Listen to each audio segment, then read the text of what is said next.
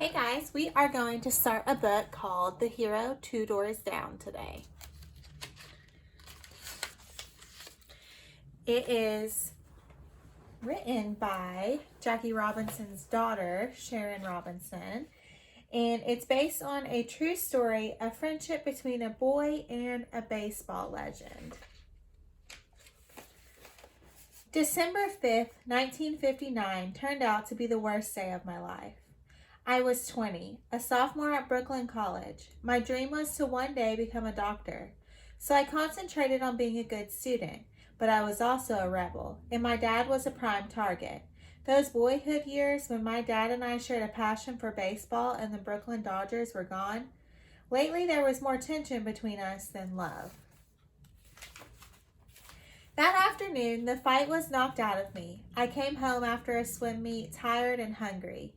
Mom met me at the door looking worried. "Stevie, your father's home," Mom said. "He's not feeling well. I'm calling his doctor." "Go to him." If Dad was home in the afternoon, he really was sick. I flew up the stairs. My heart raced as if I was still in the final lap of my last race. When I reached the landing, I was greeted by an eerie silence. It reminded me of a snowstorm that once shut Brooklyn down when I was younger. I peeked into my parents' bedroom. My dad was propped up against several pillows, struggling to breathe. His eyes were closed and his mouth was open. "Dad," I called out as I rushed to him. I leaned in and shook his shoulders. "Dad?" He sucked in air without speaking. I turned and ran back down the stairs. "Getting an ambulance," I managed as I passed my mother on the steps. Outside, I felt a burst of cold air on my flushed cheeks. I ran as fast as I could. The fire station on Utica Avenue was only 3 blocks away. There was always an ambulance parked in front. I reached the open garage when I saw it was empty. I burst into tears. A fireman came to my rescue. "What's wrong, son?" he asked. "My dad's in trouble," I gasped between sobs. "We need an ambulance, quick." "Okay, calm down and tell me what happened," the fireman said. "He's having trouble breathing. I think it's his heart," I explained. "Here, write down your name and address," he said, slapping a pad of paper in front of me. "I'll send an ambulance to your house as quickly as possible. Don't panic. You did the right thing for your dad. Now go home and stay there until help arrives."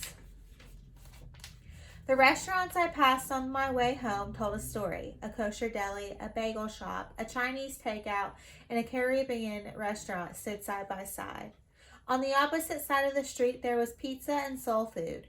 Over the years, our mostly Jewish neighborhood had become a community more reflective of the diversity of Brooklyn. "Change is inevitable," Dad would say. He had spent most of my childhood managing Markle's shoe store on 5th Avenue and 48th Street in Manhattan.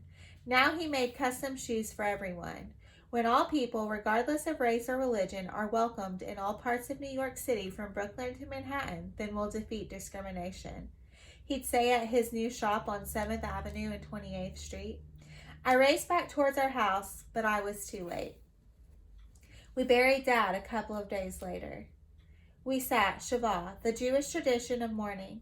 All of the mirrors in the house were covered up, and we used boxes to sit on instead of our couches and chairs. Friends and family came over to join us, but I ran away from the talk of Dad in the past tense. I was angry and needed to be alone. I was in no mood to entertain friends. Nothing would bring Dad back. We'd never again press our heads against the transistor radio or watch the news on the black and white television in the living room.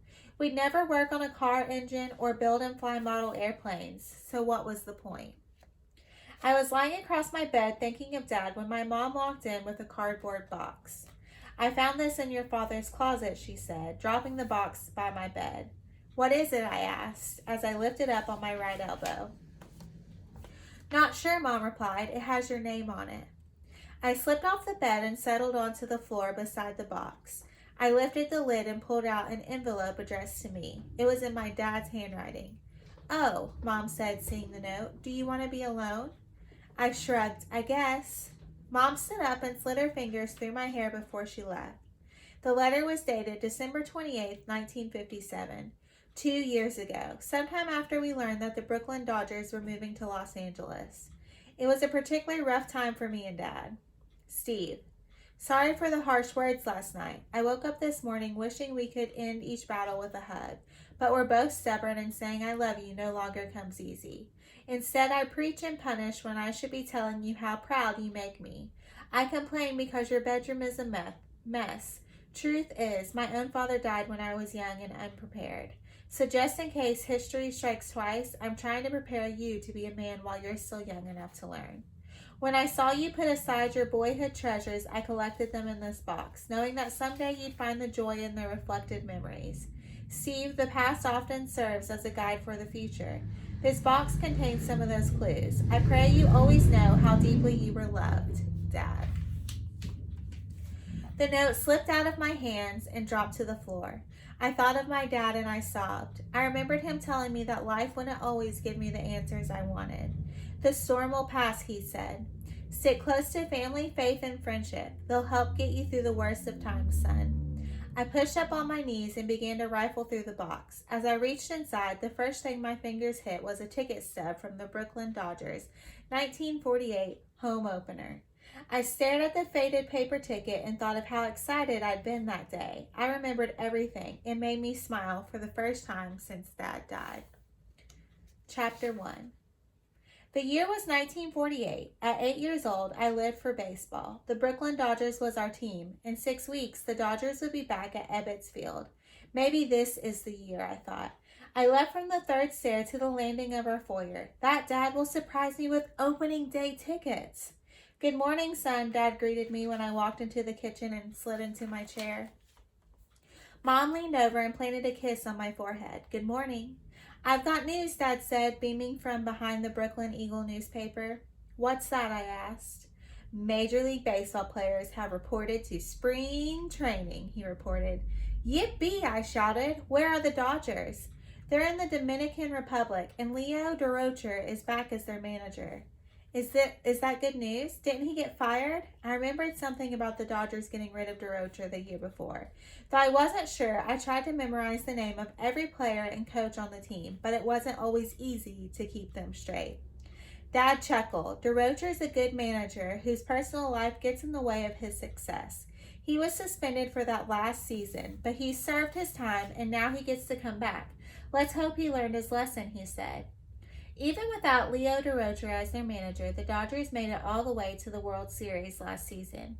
It was so exciting until they lost to the Yankees in the 7th game. The whole neighborhood still talked about it. Now a new season was about to start. Could they make it back to the championship? How come the Dodgers chose the Dominican Republic for spring training, I asked. The weather is good and the cost of living is low. Besides, Branch Rickey figured the Caribbean would be open to a team with black and white players. But this will be the last year for that. By next year, the Dodgers will have their own training facility in Vero Beach, Florida. Branch Rickey was a name I knew for sure. Mr. Rickey was the general manager of the Dodgers. He had signed Jackie Robinson last year.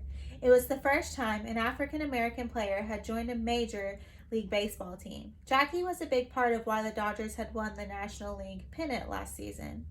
Dad folded the paper and set it down next to his plate to continue. According to the Eagle, Mr. Rickey is a smart man and his plan is working, he began. Dodgers fans are showing up in droves to get a good look at Jackie, and in the Dominican Republic, Jackie can stay at the same hotel as his white teammates. Progress, son. We're making progress. I poured milk into my bowl of cornflakes and spooned Nestle Quick into my glass of milk. Before diving in, I looked over at my dad. Does progress mean that when the Dodgers come home, Jackie will be able to stay in the same hotels as the other Dodgers, like Pee Wee, Gil, Carl, and Ralph Branca? Afraid not, Steve, Dad replied. There are still laws in the South that keep blacks and whites separated in all public places. We still have a way to go before those laws are broken down. It's not just the South with their Jim Crow laws. There will be hotels in the North and Midwest that will try to keep Jackie out. But the Dodgers will figure a way to keep the team together whenever they can. Dad paused a moment, then continued. There's more news that's not so good. Peter Reiser, the Dodgers' star outfielder, injured his ankle.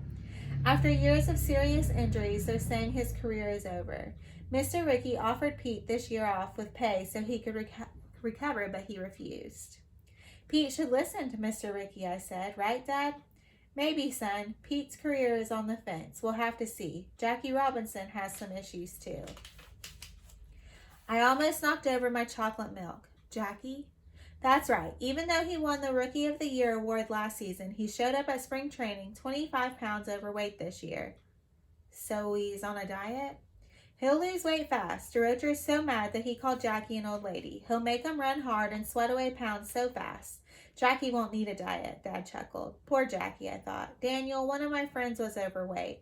Boy, did the kids tease him.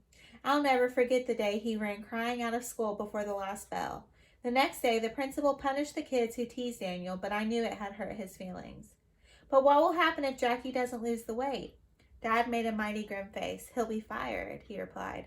Fired, Jackie, I thought. Could that really happen? After breakfast, I met up with my best friend, Sina, so we could walk the 2 blocks to PS 244, our elementary school. The Dodgers started spring training in the Dominican Republic, I announced, as soon as our footsteps were in sync. That's weird, she replied. How come they're not in Florida like the Yankees?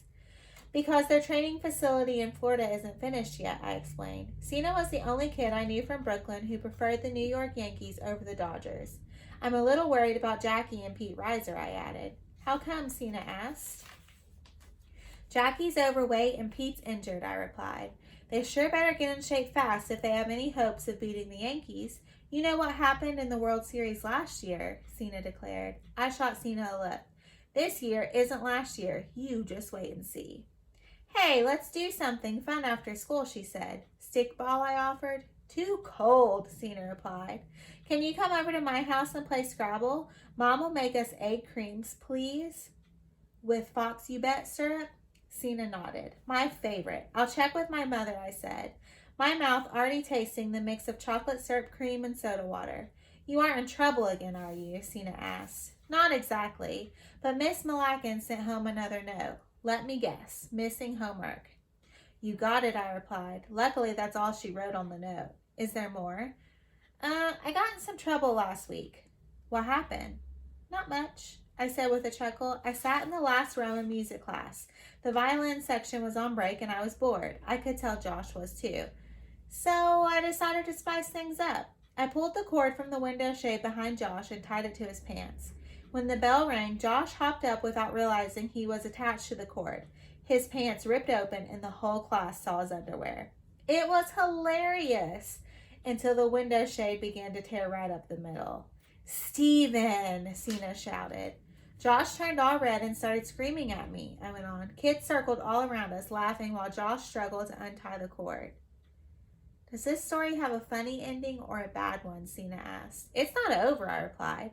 The music teacher rushed to the back of the room just as Josh was ready to sock me one.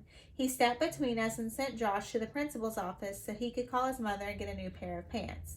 I got sent to Miss Malakin. She kept me after school, made me wash blackboards in 6 classrooms, and gave me a final warning.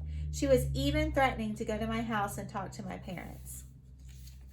Sina's eyes were wide open. This could have a very bad ending, Sina groaned. 2 days ago, Robin and I got into a hair-pulling fight on the playground. I think Miss Malakin has had it with me, too. Think she'll really go to my house? She might, Sina said. Yikes, bad timing, I told her. Because? Baseball season, silly. I'm hoping to go to the Dodgers opener, I replied. Then why don't you start doing your homework, Sina asked. I will, and I'll even hand it in on time, I added, as we signed off with a pinky shake and headed to our classrooms. But the very next day, I got caught playing stickball in the hallway on the 3rd floor. My fate was sealed. Terrified, I waited outside my classroom for Sina. I've got to talk to you, I told her as soon as she stepped out the door. Geez, Steve, what's the emergency? Follow me, I insisted. We crept away from the rest of the students. I overheard Miss Malakin tell the principal that she was going to make a home visit. Today? To your house? Asked Sina. I think so, I replied. Maybe we can talk her out of it. How? I'm not sure, but let's wait outside and see what direction Miss Malakin heads when she comes out of the building, Sina said. Then what? I asked. If it looks like she's headed towards your house, we stop her. I don't think we can convince her not to visit my house. You could tell Miss Malakin that your mother is homesick and wouldn't want any company, Sina suggested. That's a lie, I said flatly.